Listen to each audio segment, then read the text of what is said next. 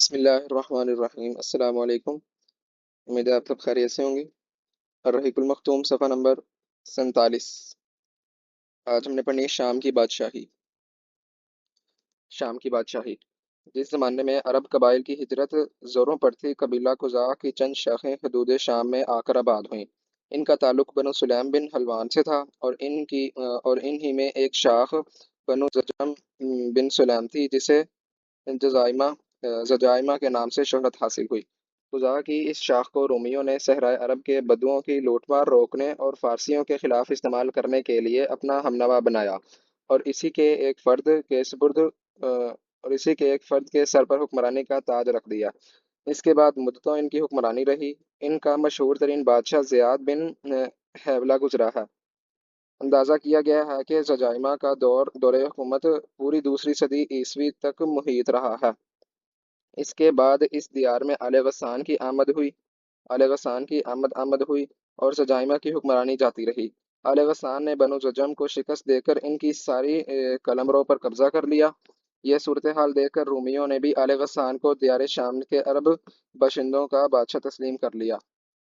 آل غسان کا پایہ تخت آل غسان کا پایہ تخت دومت الجندل تھا، اور رومیوں کے اعلی کار کی حیثیت سے دیار شام پر ان کی حکمرانی مسلسل قائم رہی، تاکہ خلافت فاروقی میں 13 ہجری میں یرموک کی جنگ پیش آئی اور آل غسان کا آخری حکمران جبلہ بن ایہم حلقہ بگوش اسلام ہو گیا، اگرچہ اس کا غرور اسلامی مساوات کو زیادہ دیر تک برداشت نہ کر سکا اور وہ مرتد ہو گیا۔ حجاز کی عمارت یہ بات تو معروف ہے کہ مکہ میں آبادی کا آغاز حضرت اسماعیل علیہ السلام سے ہوا۔ آپ علیہ السلام نے 137 سال عمر پائی اور تا حیات مکہ کے سربراہ اور بیت اللہ کے متولی رہے۔ آپ کے بعد آپ کے دو صاحبزادگان نابت پھر کیدار یا کیدار پھر نابت، یک کے بعد دیگرے مکہ کے والی ہوئے۔ ان کے بعد ان کے نانا معاذ بن عمر جرہمی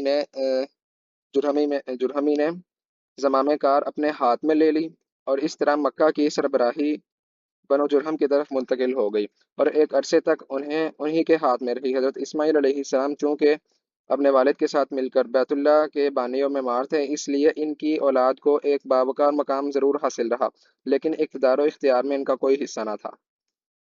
پھر دن پر دن اور سال پر سال گزرتے گئے، لیکن حضرت اسماعیل علیہ السلام کی اولاد گوشہ گمنامی سے نہ نکل سکی، یہاں تک کہ بخت نصر کے ظہور سے کچھ پہلے بنو جرہم کی طاقت کمزور پڑ گئی اور مکہ کے افق پر عدنان کا سیاسی ستارہ جگمگانا شروع ہوا۔ اس کا ثبوت یہ ہے کہ بخت نصر نے ذات عرق میں عربوں سے جو معرکہ آرائی کی تھی، اس میں عرب فوج کا کمانڈر جرہمی نہ تھا۔ پھر بخت نصر نے جب 587 قبل مسیح میں دوسرا حملہ کیا تو بنو عدنان بھاگ کر یمن چلے گئے۔ اس وقت بنو اسرائیل کے نبی حضرت یرمیاہ تھے۔ وہ عدنان کے بیٹے ماد کو اپنے ساتھ ملک شام لے گئے، اور جب بخت نصر کا زور ختم ہوا اور ماد مکہ آئے تو انہیں مکہ میں قبیلہ جرہم کا صرف ایک شخص جرشم بن جلہمہ ملا۔ ماد نے اس کی لڑکی معانہ سے شادی کی اور اسی کے بطن سے نزار پیدا ہوا۔ اس کے بعد مکہ میں جرہم کی حالت خراب ہوتی گئی، انہیں تنگ دستی نے آ گھیرا۔ نتیجہ یہ ہوا کہ انہوں نے زائرین بیت اللہ پر زیادتیاں شروع کر دیں اور خانہ کعبہ کا مال کھانے سے بھی دریغ نہ کیا۔ ادھر بنو عدنان اندر ہی اندر ان کی حرکتوں پر کڑتے اور بھڑکتے رہے۔ اسی لیے جب بنو خزاعہ نے مرہ زہران میں پڑاؤ کیا اور دیکھا کہ بنو عدنان بنو جرہم سے نفرت کرتے ہیں، تو اس کا فائدہ اٹھاتے ہوئے ایک عدنانی قبیلے بنو بکر بن عبد مناف بن کنانہ کو ساتھ لے کر بنو جرہم کے خلاف جنگ چھیڑ دی اور انہیں مکہ سے نکال کر اقتدار پر خود قبضہ کر لیا۔ یہ واقعہ دوسری صدی عیسوی کے وسط کا ہے۔ بنو جرہم نے مکہ چھوڑتے وقت زمزم کا کنواں پاٹ دیا اور اس میں کئی تاریخی چیزیں دفن کر کے ان کے نشانات بھی مٹا دیے۔ محمد بن اسحاق کا بیان ہے کہ عمر بن حارث بن مزاج جرہمی نے خانہ کعبہ کے دونوں ہرن اور اس کے کونے میں لگا ہوا پتھر حجر اسود نکال کر زمزم کے کنویں میں دفن کر دیا۔ یہاں پہ نمبر 9 دیکھیں، یہ عمر بن حارث بن مزاج جرہمی، یہاں پہ لکھا ہوا ہے نیچے حاشیے کے اندر، یہ وہ مزاج جرہمی نہیں ہے جس کا ذکر حضرت اسماعیل علیہ السلام کے واقعے میں گزر چکا ہے، اور وہ نمبر 10 جو دونوں ہرن خانہ کعبہ کے، وہ یہ لکھا مسعودی نے لکھا ہے کہ اہل فارس پچھلے دور میں خانہ کعبہ کے لیے اموال و جواہرات بھیجتے رہتے تھے۔ سسان بن بابک نے سونے کے بنے ہوئے 2 ہرن، جواہرات، تلواریں اور ہیت سا سونا اور بہت سا سونا بھیجا تھا۔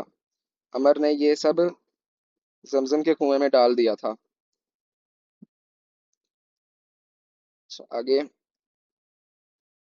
اور اپنے یہاں سے میں دفن کر دیا اور اپنے قبیلے بنو جرہم کو ساتھ لے کر یمن چلا گیا۔ بنو جرہم کو مکہ سے جلاوطنی اور وہاں کی حکومت سے محرومی ہونے کا بڑا قلق تھا، چنانچہ عمر مذکور نے اسی سلسلے میں یہ اشعار کہے: کأن لم یکن بین الحجون الی الصفا انیس ولم یسمر بمکۃ سامر بلا نحن کنا اہلها فابادنا صروف اللیالی والجدود العواصر۔ لگتا ہے ہجون سے صفا تک کوئی آشنا تھا ہی نہیں، اور نہ کسی قصہ گو نے مکہ کی شبانہ محفلوں میں قصہ گوئی کی۔ کیوں نہیں، یقیناً ہم اس کے باشندے تھے، لیکن زمانے کی گردشوں اور ٹوٹی ہوئی قسمتوں نے ہمیں اجاڑ پھینکا۔ حضرت اسماعیل علیہ السلام کا زمانہ تقریباً 2000 برس قبل مسیح ہے۔ اس حساب سے مکہ میں قبیلہ جرہم کا وجود کوئی 2100 برس تک رہا، اور ان کی حکمرانی لگ بھگ 2000 برس تک رہی۔ بنو خزاعہ نے مکہ پر قبضہ کرنے کے بعد بنو بکر کو شامل کیے بغیر تنہا ہی اپنی حکمرانی قائم کی۔ البتہ 3 اہم اور امتیازی مناصب ایسے تھے جو مضری قبائل کے حصے میں آئے۔ نمبر 1، حاجیوں کو عرفات سے مزدلفہ لے جانا، اور یوم النفر 13 ذی الحج کو، جو کہ حج کے سلسلے کا آخری دن ہے، منا سے روانگی کا پروانہ دیا۔ یہ اعزاز الیاس بن مضر کے خاندان بنو غوث بن مرہ کو حاصل تھا، جو صوفہ کہلاتے تھے۔ اس اعزاز کی توضیح یہ ہے کہ 13 ذی الحج کو حاجی کنکر نہ مار سکتے تھے جب تک کہ پہلے صوفہ کا ایک آدمی کنکر نہ مار لیتا، پھر حاجی کنکری مار کر فارغ ہو جاتے اور منا سے روانگی کا ارادہ کرتے تو صوفہ کے لوگ منا کی واحد گزرگاہ عقبہ کے دونوں جانب گھیرا ڈال کر کھڑے ہو جاتے، اور جب تک خود گزر نہ لیتے کسی کو گزرنے نہ دیتے۔ ان کے گزر لینے کے بعد بقیہ لوگوں کے لیے راستہ خالی ہوتا۔ جب صوفہ ختم ہو گئے تو یہ اعزاز بنو تمیم کے خاندان بنو سعد بن زیاد مناہ کی طرف منتقل ہو گیا۔ نمبر 2، 10 ذی الحجہ کی صبح کو مزدلفہ سے منا کی جانب افاضہ روانگی، یہ اعزاز بنو عدوان کو حاصل تھا۔ نمبر 3، حرام مہینوں کو آگے پیچھے کرنا، یہ اعزاز بنو کنانہ کی ایک شاخ بنو تمیم بن عدی کو حاصل تھا۔ مکہ پر بنو خزاعہ کا اقتدار کوئی 300 برس تک قائم رہا، اور یہی زمانہ تھا جب عدنانی قبائل مکہ اور حجاز سے نکل کر نجد، اطراف عراق اور بحرین وغیرہ میں پھیلے، اور مکہ کے اطراف میں صرف قریش کی چند شاخیں باقی رہیں جو خانہ بدوش تھیں۔ ان کی الگ الگ ٹولیاں تھیں، اور بنو کنانہ میں ان کے چند متفرق گھرانے تھے، مگر مکہ کی حکومت اور بیت اللہ کی تولیت میں ان کا کوئی حصہ نہ تھا، یہاں تک کہ قصیب انقلاب کا ظہور ہوا۔ جزاک اللہ خیرا، السلام علیکم۔